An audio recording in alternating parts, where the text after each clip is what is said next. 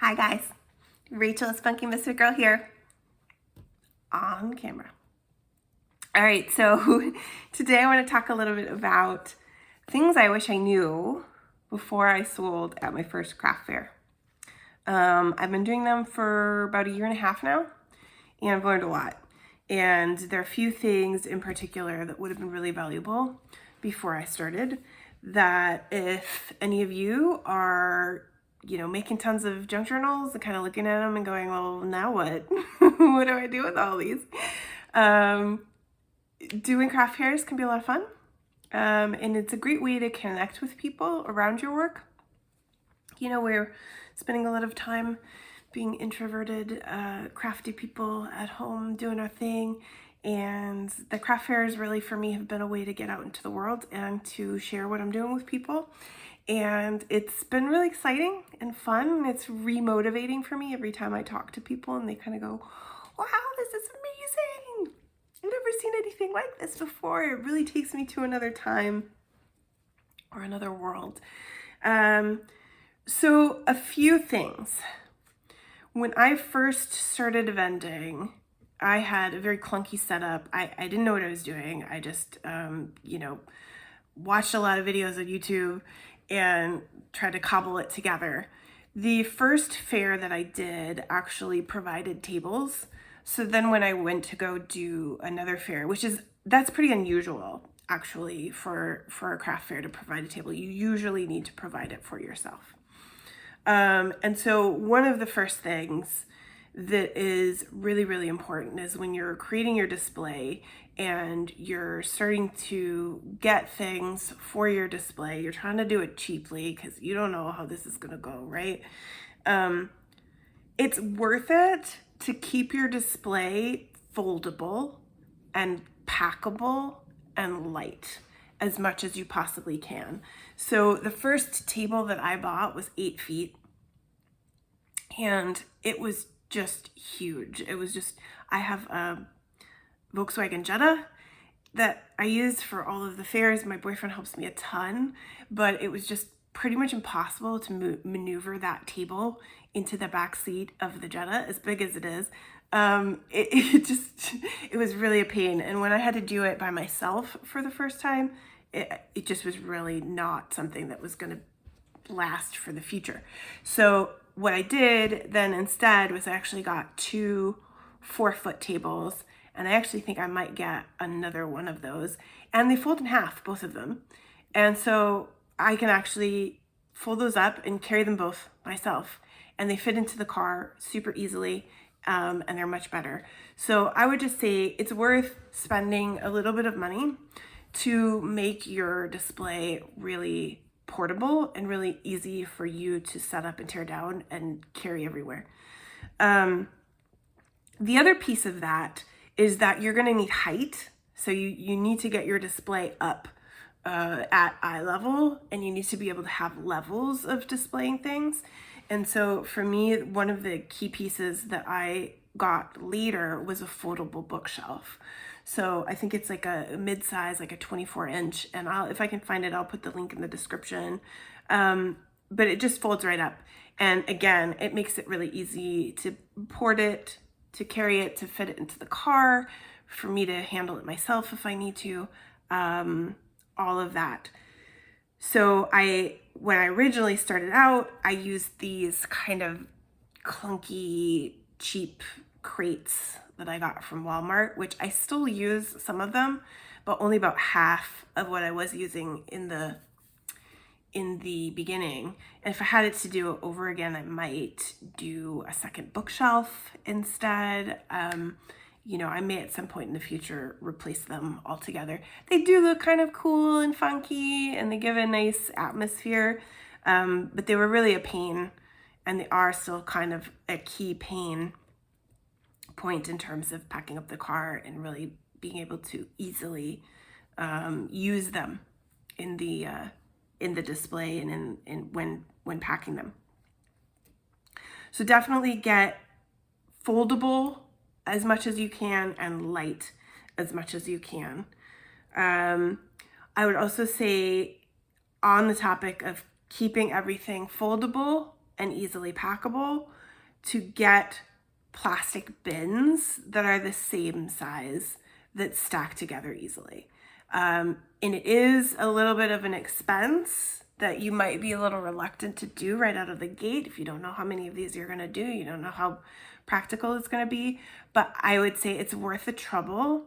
I originally, for probably about 6 months of craft fairs, I was using just random cardboard boxes. My boyfriend was really not happy with me. He was like, you have to get something better, because they're all different sizes. They fall apart really easily. They just don't, it's, they're free, which is an advantage and nice. But we were much happier, both of us, when I switched to getting just some basic plastic cartons. They're also see-through, so I can see actually what I've put where from the outside without having to dig through everything, which is also really nice compared to cardboard boxes that are just kind of a pain. So everything foldable, packable. You're going to need tablecloths.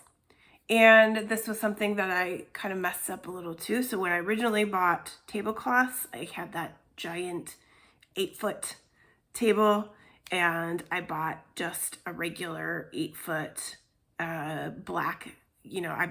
I prefer the look of black. Some markets will require a specific color of tablecloth, and it's usually black when they do. So black is good, but I didn't know if I was going to do outdoor markets, and realistically, I wish in retrospect that I would have bought the tablecloths that attach to the legs that are for outdoor markets, just right out of the gate, because it just makes it much easier and nicer. It looks clean. And then if you do end up doing outdoor markets, it's much better for the wind. If it's windy outside, you don't want your tablecloth blowing around everywhere. It looks terrible. So get tablecloths that attach to the legs that are made for outdoor markets. Even if you're not sure you're going to do outdoor markets, you're going to need a tablecloth one way or the other anyway. So you might as well just start by getting those ones that will serve you for outside as well. So keep your display foldable, easily packable. Number 2, choose your markets carefully. So the first market that I ever did was actually an indoor, it was Crafters Convention, which if you've been around this channel a little bit, you've heard me talk about before. It was a big indoor conference center type of convention, and I was actually invited by the producer of the event to come and exhibit and teach classes. And I didn't teach any classes in the first one because I was busy getting my display together and trying to understand everything that I would need and put everything together. After that, I started doing more markets once I was comfortable, and I started kind of hunting around in Austin, where I live, and kind of the surrounding areas for what would be good markets. And so what I would say when you're thinking about which markets to do, you want to make sure it's the kind of place that's going to have high foot traffic. There's going to be plenty of people coming through. I've done a number of markets that were there just wasn't any traffic. There was nobody coming through. It wasn't the kind of place, was it maybe a beer garden that was kind of too offset, and it was during the middle of the day, and there just wasn't any natural kind of turnover of people coming in and going through the market. But you also want to consider the kind of traffic. You want to consider, is this going to be the audience that's going to both A, care about your stuff, actually get excited and be into it. So for my pieces, that's a more of an artsy audience. And then B, are they going to have money to pay your prices? And if you're making handmade goods, your prices might be a little on the higher side just because of the time that it takes. And that means that you want to have an audience that is going to be ready to buy. And so for me, that has meant markets that are in areas that are maybe have a higher standard of living, markets that are put on by arts leagues specifically. Those have done well for me. And you want to avoid places that are going to be primarily not your audience, or even not a nice environment for you. So I did one market that was, their big feature was these big bins of cheap clothes, and people could come and for I think $20 fill up a giant bag with all of these vintage or used clothes. I'm not sure what the entire deal was, but this market was primarily attracted young people, and they played very loud rap all afternoon, which not only wasn't nice for me, it makes it really hard to sell. I need to talk to my customers. I need to explain and tell the story of what my products are and how to use them, and what's the deal? What are these things? And also just, you want to be able to have a chat with the people who are coming to see your work and understand it and understand you, get to know a little bit more about you. And those are the things that make them interested in buying. And it just really wasn't possible in that environment. So I would just kind of try to suss out what that environment is going to be like and what the audience is going to be like.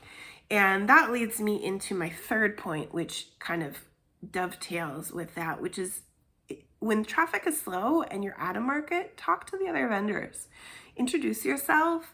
Find out what other markets they do. They can oftentimes tell you a little bit about, which markets have been good for them, which have been not so good, what the environment is like at those other markets, and you make friends.